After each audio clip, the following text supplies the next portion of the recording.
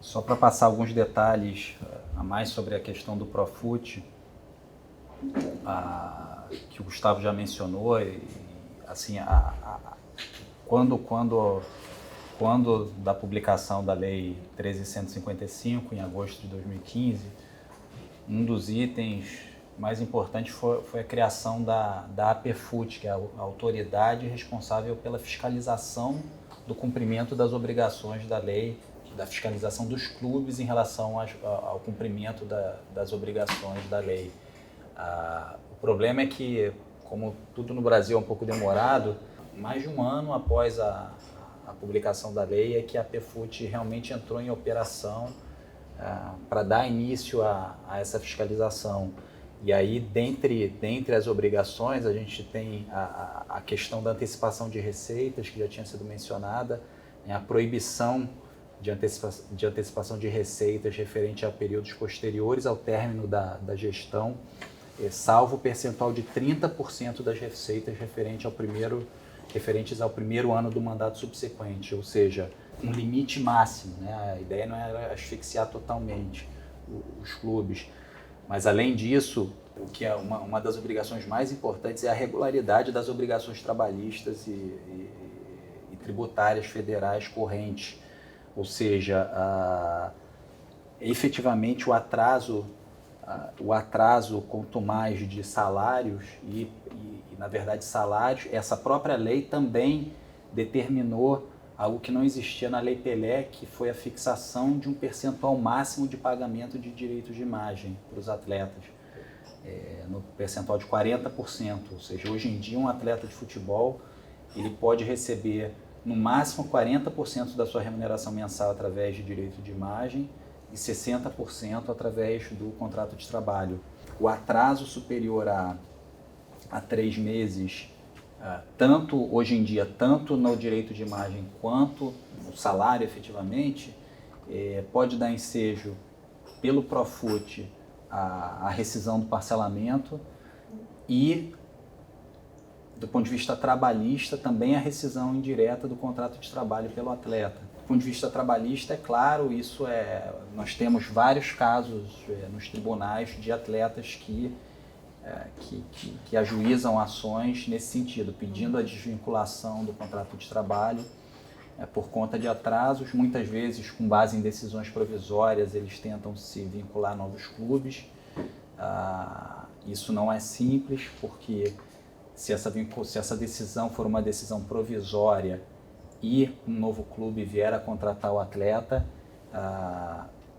esse novo clube pode ser solidário ao atleta na cobrança da multa da cláusula indenizatória prevista no contrato de trabalho do atleta.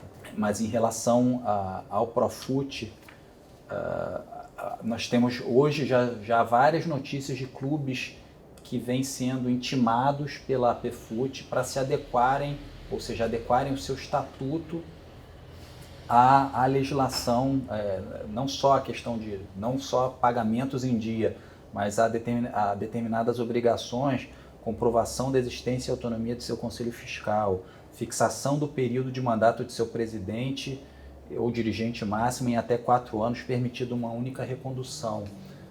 O Flamengo, por exemplo, fez esses ajustes no próprio ano de 2015. Nós temos notícia recente de que o Vasco foi intimado nesse segundo semestre de 2018 e convocou o Conselho Deliberativo para fazer os ajustes necessários no estatuto.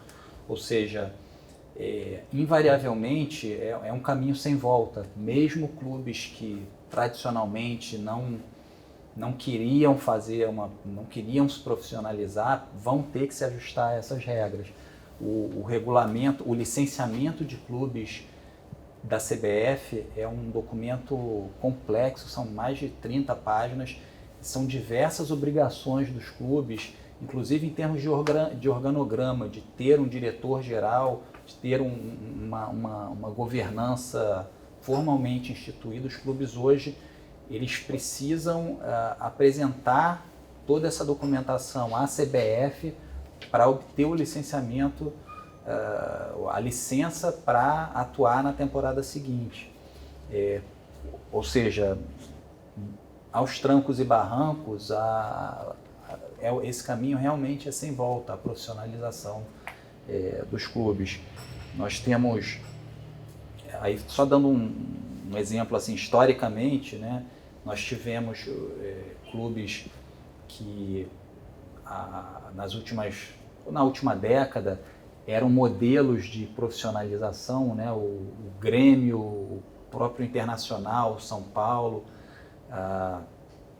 e às vezes com as mudanças políticas os clubes têm perdem um pouco disso, mas no passado esse desejo pela profissionalização partia do próprio clube, né? Então você tinha alternâncias aí de gestões mais profissionais e menos profissionais. Agora realmente o caminho é sem volta, não há como o clube não passar a ter essa gestão profissional, porque isso é uma exigência da lei.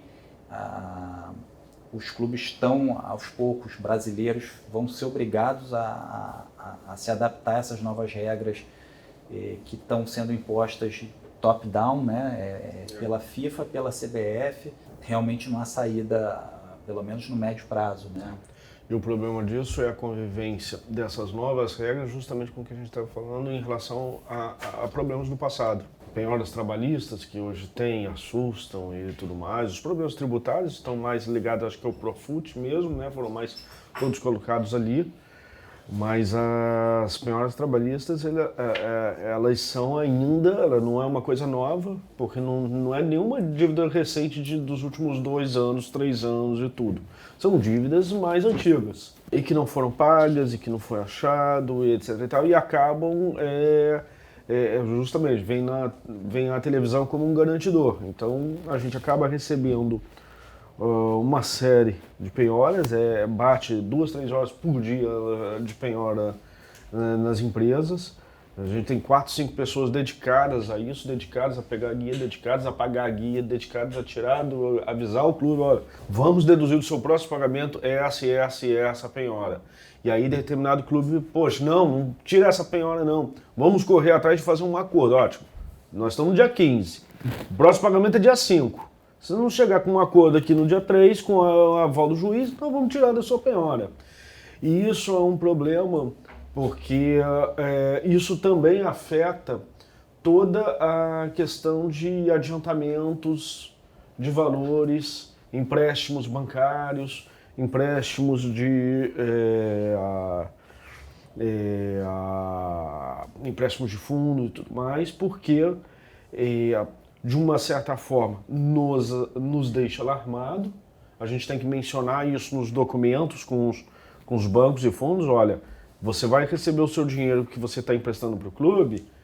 Vai, mas depois de eu tirar as penhoras que chegaram até hoje, as dívidas que já existiam e daí por diante, e também os próprios adiantamentos que eu já fiz. Aí você tira o seu. Essa é uma das preocupações.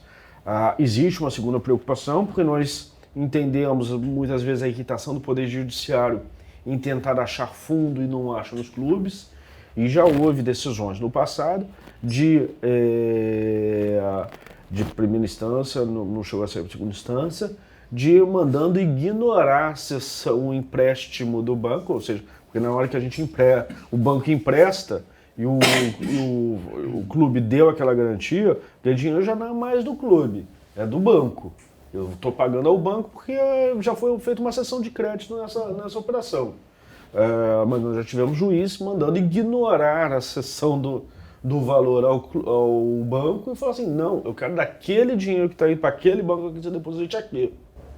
E aí eu passo a ter um banco em cima de mim dizendo, não, esse dinheiro é meu, esse dinheiro você deveria depositar na minha conta. O clube reclamando, o juiz manda,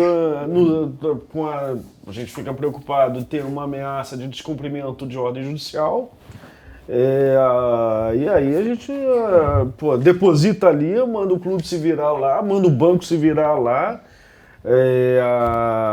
mas justamente também é o desespero, muitas vezes, de pessoas que já estão cobrando dívidas há 5, 6, 7, 8 anos, e não tem mais da onde que tirar ou ver a dificuldade em ter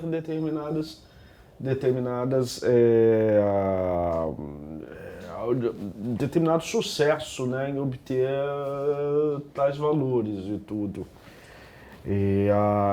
Então esse tema penhores, ele é um tema que ele acaba nos levando muito a outros tipos de negociações, a outros tipos de verificações e tudo mais que preocupa bastante. Mas a gente entende que tem de acabar, né?